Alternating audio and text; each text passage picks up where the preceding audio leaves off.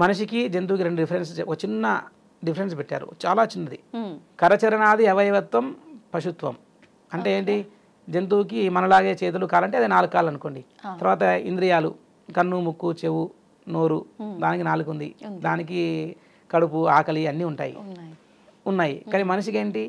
కరచరణాది అవయవ జ్ఞానత్వం మనుష్యత్వం ఇక్కడ ఒక్కటి పెట్టారు జ్ఞానం పెట్టారు జ్ఞానం అంటే ఏంటి అంటే ఏది కావాలి ఏది వద్దు అని తెలుసుకోవడం జ్ఞానం కదా మనకు విచక్షణ ఇది నాకు ఇది కావాలి నాకు ఇది మంచిది ఇది వద్దు నాకు ఇది చెడు అనేటువంటిది జ్ఞానాన్ని సూచిస్తుంది జంతువుకి ఆ సొంత స్వేచ్ఛ లేదు కదా సో జ్ఞానం కావాలంటే ఏంటంటే మనకు ఇప్పుడు ఆధ్యాత్మికత అంటే సెల్ఫ్ రియలైజేషన్ మనం దేనికోసం మనం పరిగెడుతున్నాము మన కారణం ఏంటి మనకు మన ఉన్నతి సాధించాలి అంటే ఏంటి ఆధ్యాత్మికత అంటే మన ఆత్మను అధికృత్య అంటే ఆత్మ మీద ఎక్కువ ఫోకస్ చేయడం సెల్ఫ్ ఫోకసింగ్ అన్నట్టు సో మీరు స్పిరిచువాలిటీ అంటే you're focusing more on yourself so మనలో ఉన్న శక్తులు ఏమిటి ఇవన్నీ తెలుసుకోవడం ఆధ్యాత్మికత